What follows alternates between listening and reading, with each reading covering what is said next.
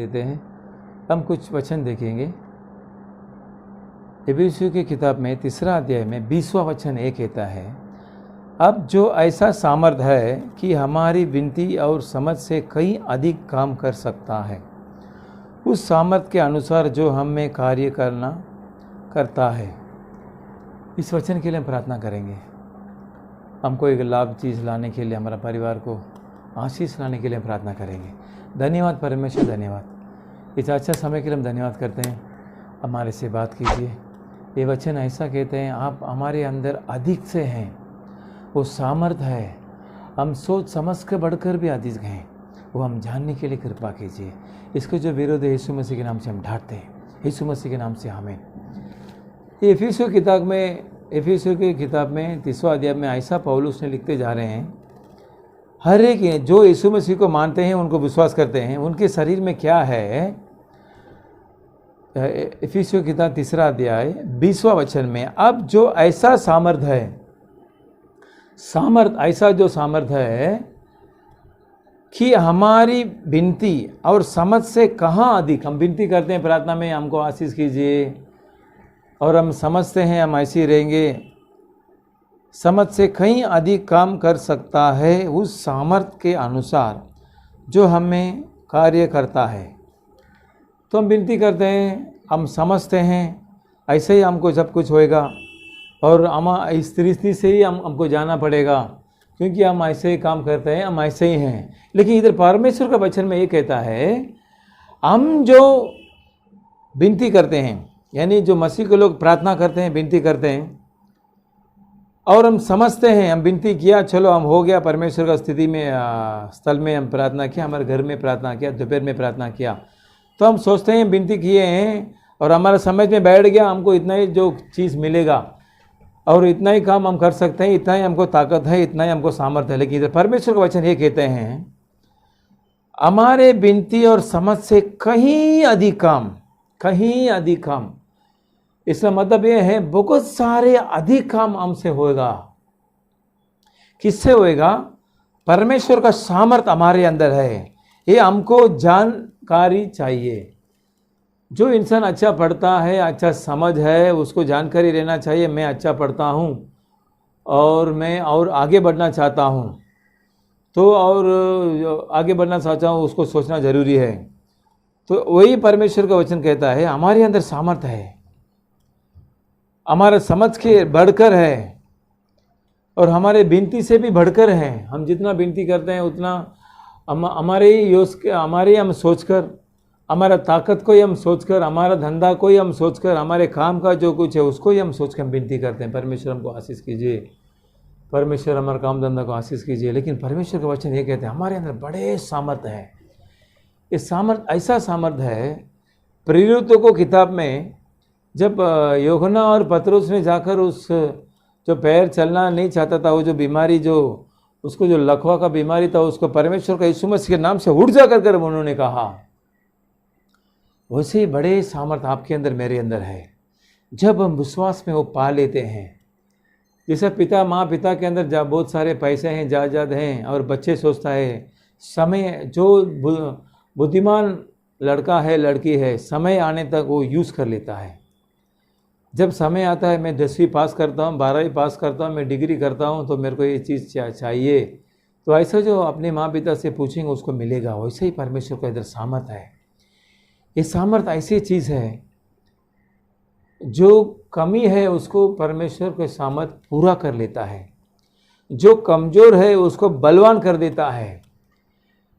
ये सामर्थ्य ऐसी चीज़ है, जब पतरस ने यीशु मसीह को 3 बार ठुकराया, उन्होंने बोला मैं यीशु मसीह को जानता ही नहीं हूँ, मैं उनको देखा ही नहीं हूँ करके उन्होंने कहा, जब उनके अंदर सामर्थ्य आया परमेश्वर का, तो उन्होंने ऐसा वीरता से प्रजा के ओर से उन्होंने कहते हैं, हम यीशु मसीह की ओर से ही हम सुनेंगे, आपके ओर से हम नहीं सुनेंगे कर एकदम सामर्थ्य से वो सेवा करते हैं।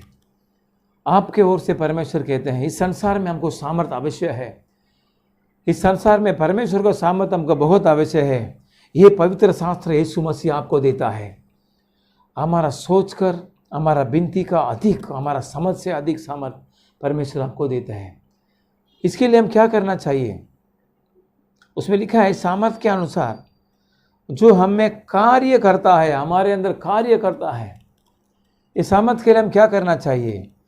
नीचे हम देखेंगे थे इफिसियों की किताब में 4 अध्याय में हम देखते हैं ये सामर्थ्य हमको चाहिए, हमारे अंदर है, हमको समझ चाहिए।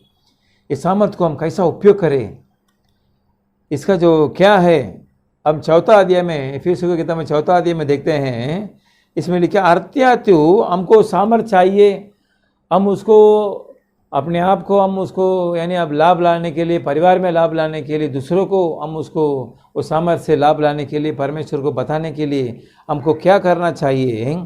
अर्थात्यु 4 अध्याय में 2 वचन में अर्थात्यु सारी दीनता और नम्र सहित, हमको ये सामर्थ्य हमारे अंदर है, वो समझ चाहिए। तो हमको क्या करना चाहिए? हमको क्या चाहिए?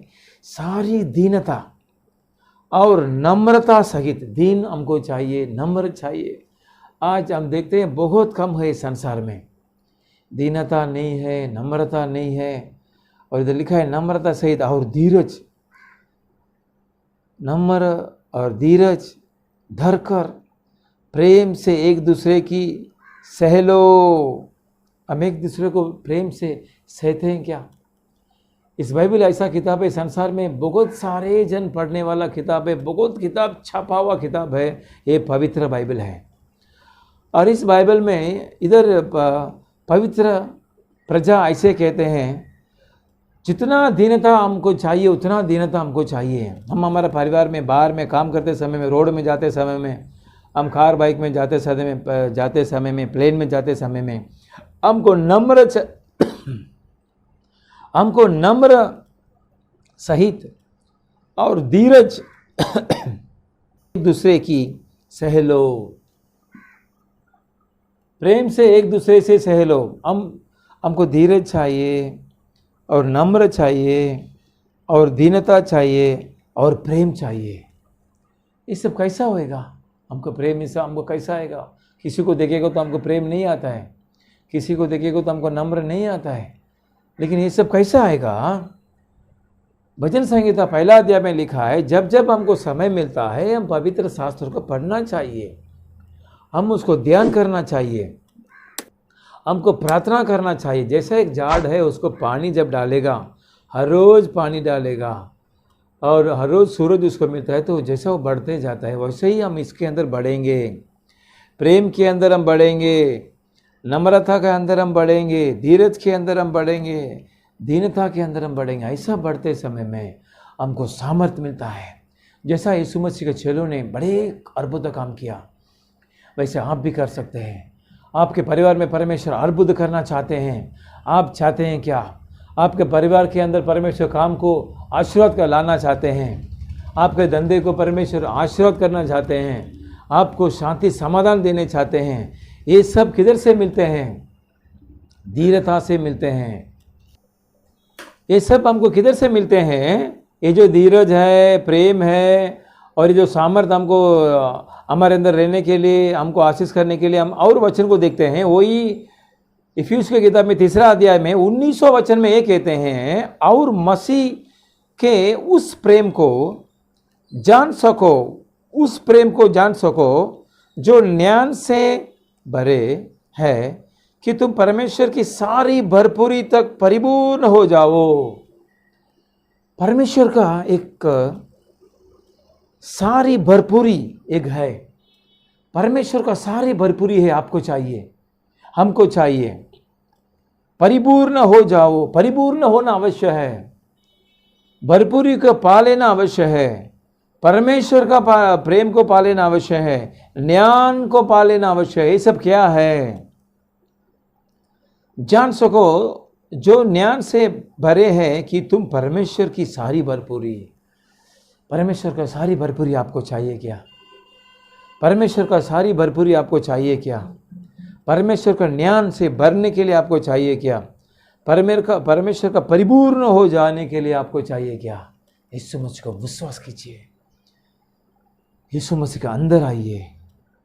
इधर कहते हैं परमेश्वर हमारे अंदर है, आपके अंदर है, और जब आपके अंदर परमेश्वर के अंदर हमारा अंदर है तो हमारे अंदर सामर्थ्य है, हमारे अंदर सुपर नेचर पावर है। ये जो पावर को हम कैसा यूज़ करें, ये जो सामर्थ्य को हम कैसा यूज़ करें, हर रोज़ प्रार्थना करना का अवश्य है, डेली हमको विश्वास करना अवश्य है। हम एक बार बाइबल पढ़े तो बंद किया ऐसा नहीं है, थोड़ा प्रार्थना किया बंद किया ऐसा नहीं है। प्रार्थना करने का परमेश्वर को हमारे इधर लिखा है, हमारे समझ से हमारी विनती करना अवश्य है। हम विनती से समझ से कहीं अधिक हम विनती से हम समझ लेते हैं। हाँ, समझ भी करना चाहिए, विनती भी करना चाहिए। और उतना ही नहीं, विनती करते करते हम हमारे अंदर का सामर्थ्य को महसूस करना चाहिए। जैसा हवा आता है तो हमको मालूम पड़ेगा हवा है, हवा आ रहा है, फैन डालेगा तो पंखा डालेगा तो हमको मालूम पड़ता है पंखा से हवा आता है। तो वैसा ही जो सामर्थ्य है हमको मालूम पड़ना चाहिए हमारे अंदर है। परमेश्वर हमारे अंदर बड़े सामर्थ्य है, हमारे विचार को बड़ा करने के लिए, हमारा जो हमको जो उठाने के लिए, हमको आशीष करने के लिए आपका परमेश्वर आशीष करते हैं। सामर्थ्य को विश्वास कीजिए, आपकी समझ से बड़े हैं। आपके बच्चे लोग को बड़े पढ़ाई कीजिए, पैसा नहीं को उसके लिए आप सोचे नहीं, परमेश्वर देगा। पवित्र वचन में लिखा है, पवित्र वचन में लिखा है 5 रोटी 2 मछली से परमेश्वर ने 5000 लोगों को भोजन दिया, 4000 लोगों को भोजन दिया। ये सब क्या है? विश्वास के अंदर का, सामर्थ्य के अंदर का ये सब काम है। आपके अंदर विश्वास के अंदर, सामर्थ्य के अंदर बड़े बड़े काम यीशु मसीह करेंगे। इसके लिए आपके अंदर परमेश्वर ने सामर्थ्य दिया है। जो सुनने वाले हैं आपके अंदर परमेश्वर सामर्थ्य दिया है, उस सामर्थ्य को उपयोग कीजिए, उस प्रेम को उपयोग कीजिए, सारी भरपूरी को आप उपयोग कीजिए, परिपूर्ण को आपके अंदर है आप महसूस कीजिए और तुम परमेश्वर की सारी भरपूरी तक परिपूर्ण हो जाओ। हमारे जो सुनने वाले परमेश्वर के प्रजा भरपूरी में आप परिपूर्ण हो जाओ करके यीशु मसीह के नाम से मैं आपको प्रार्थना करता हूँ। यीशु मसीह के नाम से मैं कहता हूँ परिपूर्ण हो जाओ। कमी को पूरे करने वाला यीशु मसीह आपके पास है। आपको जो बढ़ोतरी करने वाला परमेश्वर आपके साथ है, आपको ऊंचा उठाने वाला परमेश्वर आपके साथ है। परमेश्वर को आपके अंदर को सामर्थ्य को विश्वास कीजिए, आपके अंदर सामर्थ्य है। बड़े इंसान के ज्ञान को मालूम नहीं पड़ेगा। इस जो पवित्र वचन को जो ज्ञान है, सामर्थ्य है, वो हमारे बुद्धि को नहीं होएगा। हम प्रार्थना करेगा, पवित्र आत्मा से सब होएगा।